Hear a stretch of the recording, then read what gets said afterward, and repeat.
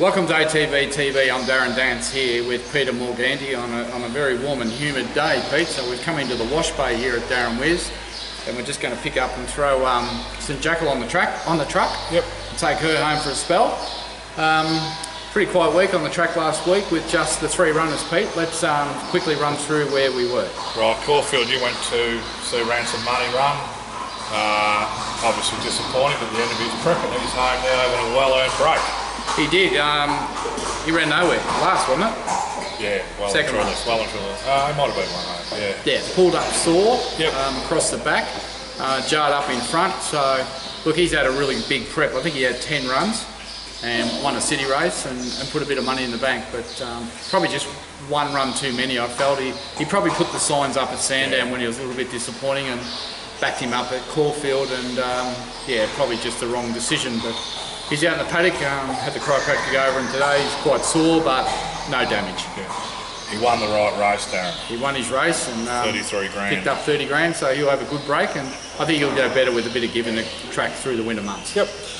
Cranbourne Friday night, Perugia, finished 4th, an even run.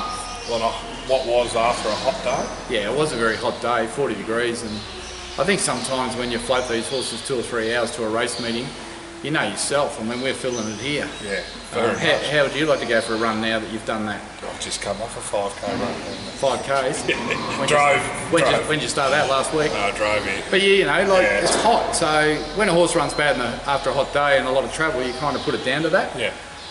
But 4th was okay, it was just a serviceable run, but in that field he should have finished better than that. So, look, also I'd say it was a pretty much a leader's track. Yeah, and he got held up. And he got held up at the wrong time, so it's probably not ideal. In hindsight, probably should have waited, but he'll run somewhere next week. Yep, we'll talk about that shortly. Alright, this went pear-shaped. Probably another one we probably shouldn't have ran, but Paul... Equieto, sorry. After looking at speed maps, thought we might have been just under slot in behind him, but look, we were never closer. Renowned. 4 wide and... Renowned leaders track. And it was worse than that, it was dynamite leaders track. On the rail? I only won 2 spots you need to be. It was either leading or behind the leader. 10. So that's a recipe for disaster. But, you know, you don't know. Some days that track races can race okay, but it was just, no. It was off. It was off. So he... track wheelies aren't watching. You know, the track was in good nick, but it's just the way that thing races. I think when you draw them wide at Ararat, you don't know. Yeah. That's the lesson, and they're the lessons. And the 1,000 to 1,300 metre races especially. A bit further, we've got a chance to get in or make a position. But Paul's looking to back him, not so much a back up, 9 days into Terang next week. But we're at 58, trying to get a run at 64, so... Oh, well. We'll see if we can. We're going to get the end along, but he got suspended for wielding the whip too often yesterday. Oh, I did.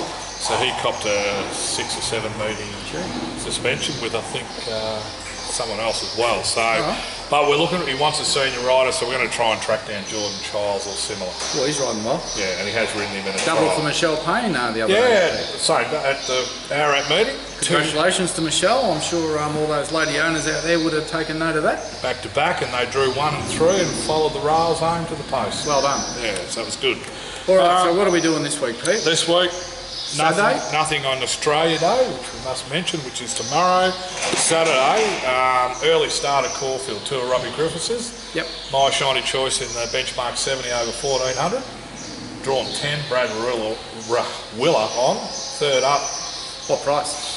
I actually haven't even gleaned the I can tell you prices. not a punter. You never know the price. I don't know the price either. What about that one yesterday at 100 to 1 around 4th? Yeah, I think you might have tipped me one that we're in nowhere, but anyway, we won't talk about that. 4th, 100 to 1. Was it? Started the hundreds. Really? Got beaten ahead for 3rd. Thanks for the tip. I backed it each way for $10 each way. Same me here. Anyway, you're consistent, that's all I can say. Well, Archie tipped it to us. I should have just given the ticket to the operator before the race. So, my shiny choice. yes. 3rd up, fit enough. Looked good in his run at Geelong, going well. Yep, up in class, down in weight. It's that 70 Top grade 4. race. Yeah, I reckon he's got a good chance. Top 4. If we Has get he it- won a Caulfield? No. Any luck from the 10, that's the issue. 10 makes it hard. Mr. Moneybags, 2 races later, in a big Super Vegas, 120,000 plus race, 1400, but up to a benchmark 78. Coming off a win at Flemington. Great win. Jai McNeil? Jai McNeil stays on. I think it's a field of 8 or 9. Only 8. Yeah. Well, unless he just he's goes... fifth favourite. Yeah, he's... Fifth favourite in a field of 8. Well, if he runs... Strong race. Yeah, if he runs up to Flemington, he's going... I just wonder about Caulfield. Different dynamics to, say, Sandown and Flemington. Yeah, it's got a 400 metre straight. Yeah. I think he's a good horse. I just wonder whether he's ready for the paddock now. That's the other thing. If he gets beat, we'll say he's ready for the paddock. If he wins, we'll say he's a very good horse. Whatever happens, he's going to the paddock. I think that's the key, isn't it? But he's been terrific for the owners, and 6 to 1. Look forward to seeing him run. He's obviously a top each way chance. Yeah. We've skipped Friday, actually. I did forget Australia Day. We do have Red Handle. Red Handle up in Queensland, and she's Kimmy Byrne on. Back on. Barrow 7. We scratched last week because we felt the race was too tough. And that was after she missed a run with the heat. Yeah, we just thought we'd skip that race. It was too tough a race. She couldn't win it. And Tony Gollan picked out this race because it looked much more winnable. Yeah. I don't know what price she was going to look, but she's got to be some chance there. Each way, if there's speed on and she can get over the top, that's what she needs. Well, if she was fresh a fortnight ago, she's fresh now. I reckon she'll run well. All right. Sunday, possibly won't run. Obviously, it's going to be the hottest. Yeah, 1,500. Ideal race, fillies and mares, 1,500. It's only 6 runners or something. Yeah, I know, that surprised me. I thought it'd be a field full of 15, and you think, well, what do you do? I was against running because I wanted to go to Sandown Wednesday, but now I'm thinking maybe we should run anyway. We need to see what the temperature is. We need to see what the noms are for Sandown on Wednesday. Yeah. And then we need to make the right decision. Which we'll do, hopefully. Which we need to do today. Co-owners. We need to do today. Yeah, well. Anyway, we'll have a look at the noms. Yep. But she was super first up, and she's obviously city grade. So whether we think she's ready for the 64 at Sandown, or actually, I must say I did have a quick look at that Geelong race. There's some nice horses in there. It's a good field. Yeah. It's probably going to be no tougher Wednesday at Sandown than that race. Apparently, there is a fillies and mares at Pakenham the day after Sandown as well. So there's plenty of options. It's just getting the right one. So yeah, the weakest race might be at Sandown. Could be. Anyway, we'll have a look. Yep. Then again, with this hot weather, it might be loaded with runners too. Everyone waiting for the weather to go. But that's Sunday, Monday, free. No racing. No racing Victoria on Mondays. Now I know it's not feasible with some clubs. Wouldn't you thought it'd be a good day to have free day Sunday and race on Monday with the heat Sunday? Well, with the heat, yeah, you could have moved Sunday to Monday. I think there's a couple of clubs like Great Western where they got their once a year. It wouldn't work because of Hang and Rock. Yeah. Anyway, that's another discussion. Tuesday, Perugia. Jai McNeil. Where at? Across the track, Ballarat. Well, you know next week it's only going to be 15, 16 and 17 degrees here. Unbelievable. We'll have jumpers on. Yeah. Well, that's probably might help Perugia. Might help us too. Yeah. 1,500, benchmark 64. Oh, he's back on his home track. Kept Jai on. Yep. Got a feel for the horse now. Barrow 5, field of 10. Just want to see if he runs the way he ran at Warrnambool, he'll run well. But Warrnambool had given it. Yeah. So apart from the winner at Warrnambool, this field looks similar. There was a reasonable race at Cranbourne, and the thing that won at Warrnambool won again yesterday. So I'd want to see him running well. Yep. I'll go up Tuesday morning to Bendigo, Pete, and have a look at Rocket Cod trial. Yep. For Josh Julius, so we'll be interested to see how he goes. Trial. And you'll be heading down to the Robbie Griffiths stable, and you'll be inspecting all 11 horses. All bar one, Darren, I think was back at home. Yeah, all bar one, so you'll be parading them and videoing out to the owners and getting some really good updates off Robbie. More specific to where they are in their Just programs. want to know exactly what's going on. So that's good. Wednesday I'll go and have a look at the breakers. There's 4 colts and 2 fillies. At, 6 of the breakers, yep. Cape Marshall. So they can't be that. They won't be there that much longer. I reckon the colts are nearly finished, and the fillies have got another couple of weeks. So they'll be off to Josh for pre-training. Yeah, it comes around quick, doesn't it? All big circle, and it would have been quite a lot of owners got Chris Turner's great work again. I pumped out about 8 Maybe videos. You can chuck one on here. She loves Yogi. Let's have a look. Well, let's have a look at Yogi. I'm really happy to have Yogi back. This is my 3rd preparation with him, as you'd know, and he just changes every prep. He's just that little bit more mature, and still immature at the same time, but he's a bit more mature than he was last time, and his work's a lot more professional, and although he's always had a great nature and works nicely, he picks up the bit a little bit more now. Come on, Yogs. So Yogi's actually striding out like he's showing off. He's doing an extended trot and he's being a punt, so I'll show you. So you can see his knee action. He's actually doing a little flick. He's feeling really good. If you stop it, Yogi, he's doing like a prancy extension. He's quite funny. So he's bouncing me 10 miles out of the saddle right now. You're feeling good, son? He's a good boy. I just stretch him and walk him and often put a girth cover on him, which I've actually forgotten today. Not for any reason, just slack on my behalf. Could you please? Come on, you're not a dressage horse. It's like he's doing piaffe. Come on, hey, hey. Just trying to catch up with that other horse. But the more he flexes his feet, the higher up off the ground he's going rather than forward. He's a funny character. I really like this horse. I love having him back. I love seeing the changes in him. He's very, very well in his coat.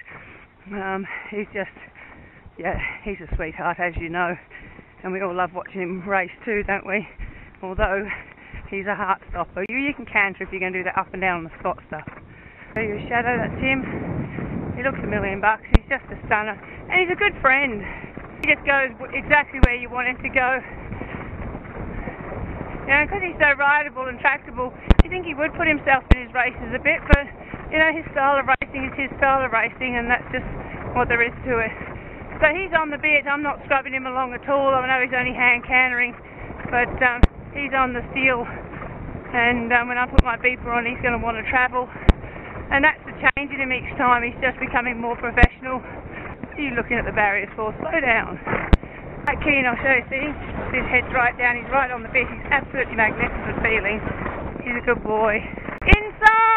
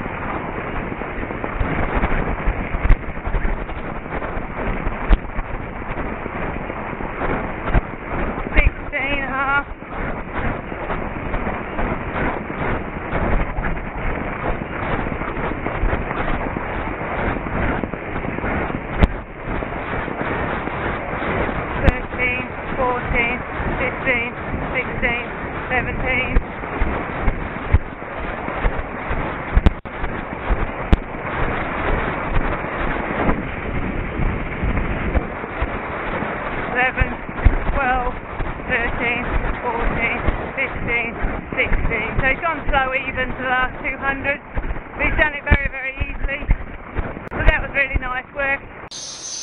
Well, that's really good work, isn't it? Oh, she's great. Great to see, it's great to listen. You can feel I've had the a few passion. people ring me up and say, why is she counting, Pete? Yeah, she's... Why is she counting? Even time, we hear evens, the terminology a lot. Evens is actually running 200 metres, 15 seconds to the 200.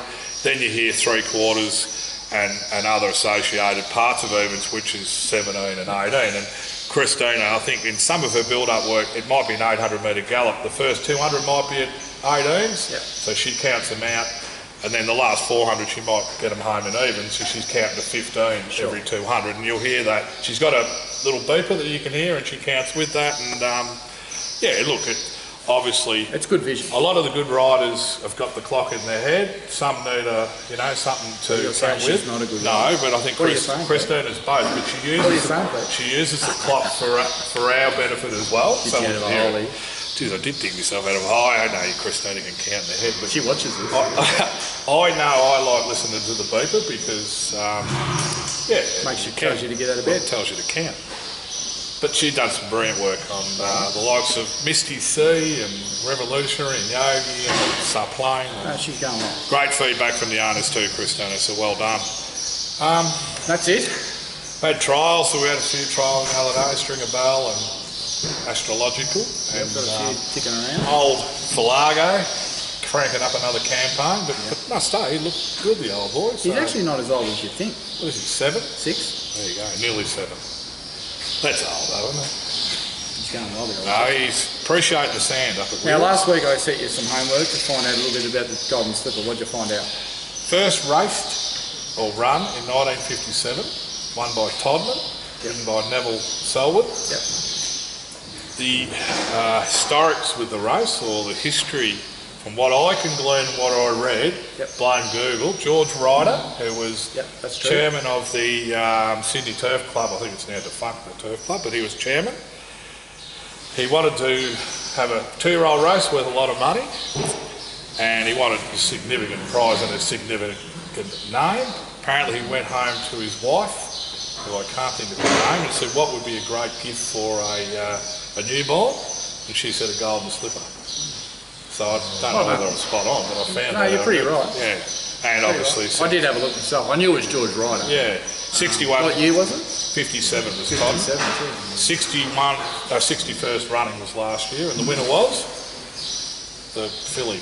See her reign or something like that. Oh, Jesus. Is that it? Ben Mellon rode it. Yeah, Ben Mellon rode it. She will run? She will run.